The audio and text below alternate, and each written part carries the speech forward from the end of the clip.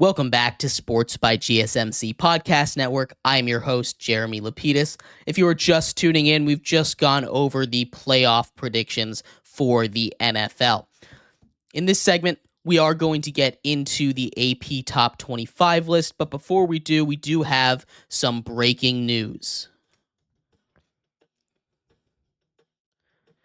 Breaking news, the Steelers have signed pass rusher Cameron Hayward to a 3-year, $45 million extension. Huge for the Steelers defense. He's been the captain there for a while. Absolutely deserves to get paid. There was a little bit of a contract discussion there while the season was happening, but he gets back there. This longtime Steeler for life, gets a new 3-year, $45 million deal with $16 million fully guaranteed. Congratulations to him. But like I was saying, we are going to get into the AP Top 25. Before we do, though, remember, if you would like to be an even bigger part of the show than you already are, all you need to do is go to gsmcpodcast.net. Leave a tip or donation with a message in it. That message should pop up on the bottom of the screen for you, me, and everybody else around the world to see. If you do have a burning question about sports, anything at all that you would like to ask, go ahead and throw that in the comments. Throw it in the chat. I will get to it as soon as I possibly can. I appreciate everybody so much for sticking around, talking some sports with me here on a beautiful Tuesday afternoon. But like I was saying, we are going to get into the new AP Week 2 Top 25. We went over our own personal Top 25 list yesterday. Shockingly close to what they had, actually. Pretty excited about that. So not too much to disagree on. But of course, at number 1, they have the University of Georgia. Georgia did their thing, shut down a top 15 team in Clemson, who now falls down to 25. Good spot for them. Didn't want to punish them too badly for going up against the number 1 team. Good to see that they stuck in that top 25. At 2, we have Ohio State, another one of those teams, and another one of those teams that was in discussions to be national champion threats. The only other team outside of Georgia to receive any kind of first place votes. They stay at number 2, although right behind them, just tailing them by 60 points in the rankings, is Texas. Texas moves up 1 spot to number 3. They played great. Lights out. They got everything that they wanted in a game that they should have won. They were probably one of the only teams to be able to do that. Another team that was able to do that, though, is Alabama. They moved up 1 spot to number 4 from 5. Of a great success for the first game from Kalen DeBoer at Alabama, starting a new era down there. Exactly how you want to. Lots of stars, shutting out your opponent like they should have. At 5, Notre Dame jumps up 2 spots over Ole Miss to get to the number 5 spot from number 7. They beat a top 20 opponent. They beat Texas A&M. Their defense really showed out, doing what they were supposed to do. I'd like to see a little more from the offense, but it was a very quality win, and that's why they get 2 spots. Not too many quality wins this week in college football. At 6, Ole Miss stays put, winning 76-0 against an FCS team. They do what they're supposed to do. They don't move up. At 7, Oregon falls 4 spots. Oregon was a team that I thought had championship potential as well, although they almost lost to Idaho, an FCS school. This is not the look. The production was there. If you just look at the stat sheet, the production was there, but the score, they only win by 10. They were only up by 3 at one point in the fourth quarter. Not a good look for them. They need to do better. They need to turn that production into points, but they stay in the top 10, and they do get the victory. At number 8, Penn State stays put. The offense showed up. I was a little concerned about the offense, which is why I was a little lower on them. They end up getting the win against a solid West Virginia team. They stay put at number 8. I would have moved them up just a little bit because that's one of the few quality wins that happened in week 1, at least over Oregon. Maybe just swap those two for now, but this is a good spot for them. They stay in the top 10. Their offense shows up. This is a good look for Penn State this year. At 9, Mizzou. Mizzou jumps into the top 10, and look at that. Mizzou getting some recognition. They win 51-0. It's absolutely it's one of these teams that just kind of took care of business with the business they were supposed to take care of. Rounding out the top 10, Michigan. And this is the first one that I really disagree with. I understand you don't want to overreact too much to week 1 of college football, right? But they just look kind of sluggish. They're a team that's focused on the ground game. They didn't really get the same kind of production on the ground that they're used to getting.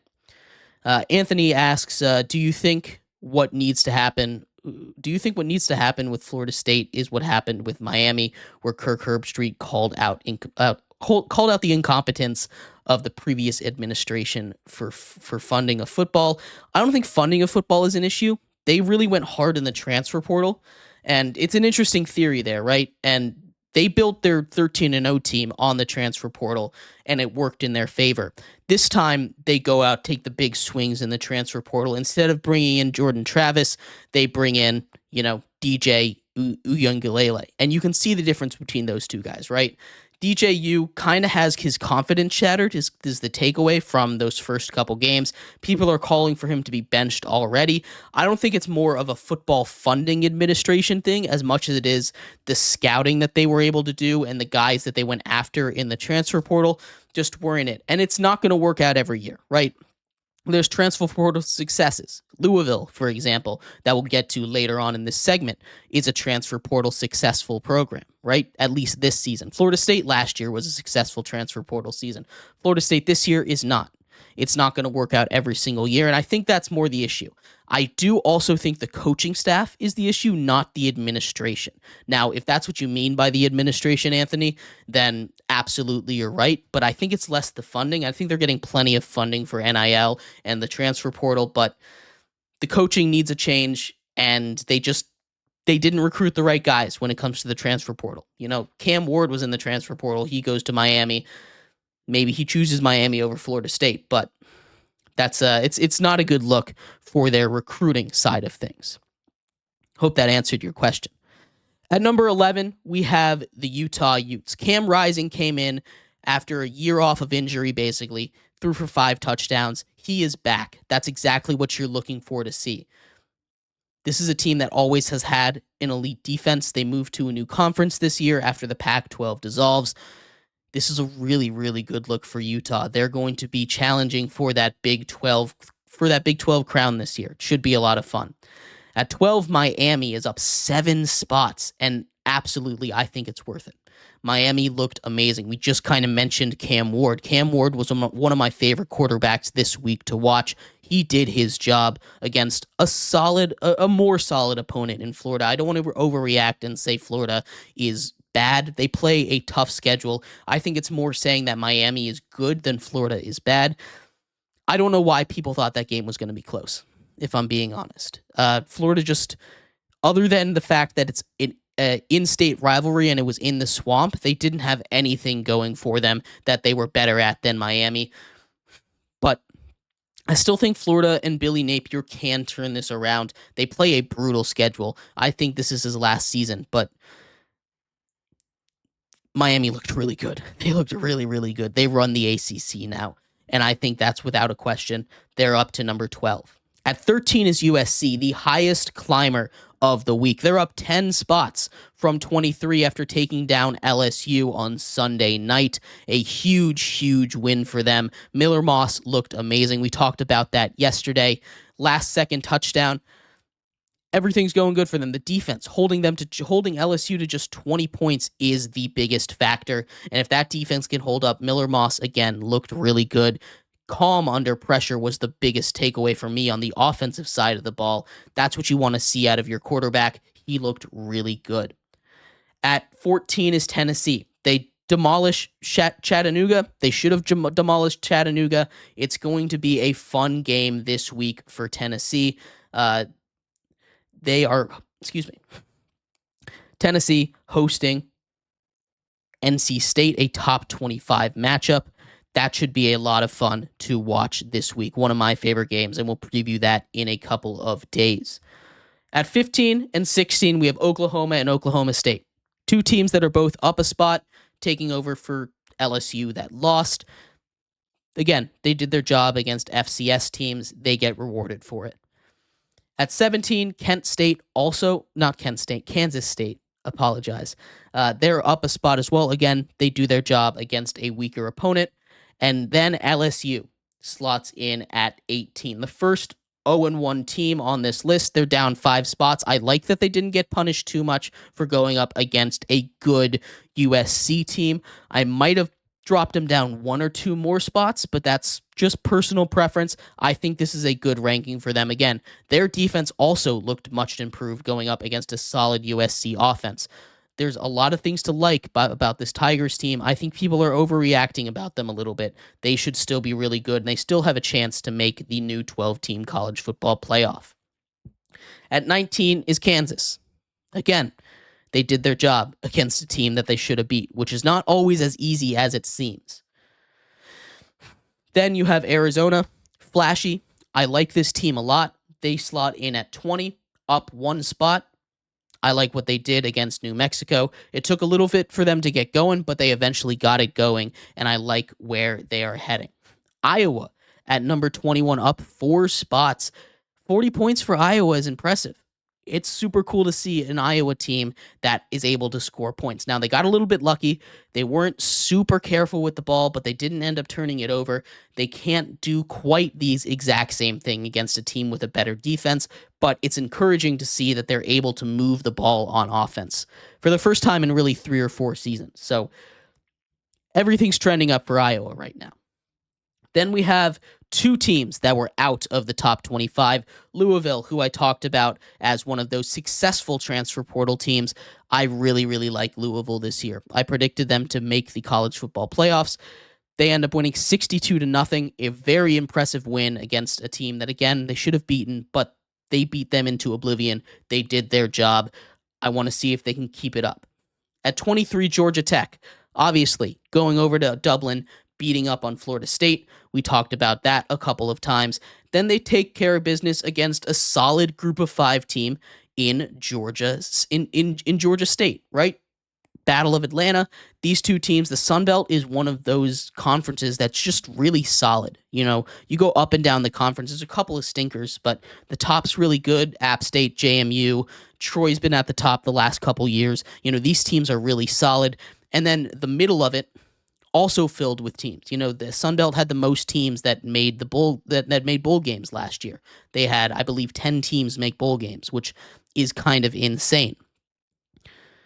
It's a very solid conference. They did their job against 2 teams that aren't really easy opponents. Then NC State stays put at 24. They didn't quite win as convincingly as you'd like to see them win, but they did get the win. I like that they didn't get punished for it, especially with a bunch of other teams losing. And finally, wrapping up the top 25, Clemson is in that 25 spot. Clemson is a team that needs to really take a long, hard look at itself in the mirror, and maybe it's just because it was Georgia, but I'm blaming the fact that he doesn't use the transfer portal. Dabo Swinney refuses to use the transfer portal. They need to grow up and stop being against change. You're going to get left behind, and we're already starting to see it happen. There's going to be some tough decisions this upcoming season for Clemson. Is it time to move on from Dabo if Dabo cannot adapt to the transfer portal? That is a huge part of the game now. We'll see what happens, though. A couple of guys that are receiving votes. The first team out, Texas A&M. They played a good team. I don't mind them being just outside of it. Boston College, after their win over Florida State, is 27th. Then we have a couple of group of 5 teams in here: Boise State, Memphis, Tulane, App State, UNLV. This is going to be a fun college football season. We'll keep an eye on it as the times continue to change.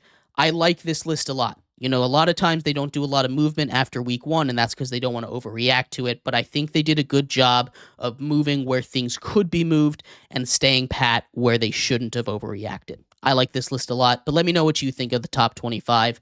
We're going to take a quick break here. When we come back, we're going to finish off our show talking a little bit about Trent Williams. He signed a massive new contract just about 15 minutes before we went live. We'll talk about that contract. We'll talk about where the 49ers stand now that they officially have the whole crew back together. So stick around for that. We'll be right back here on Sports by GSMC Podcast Network.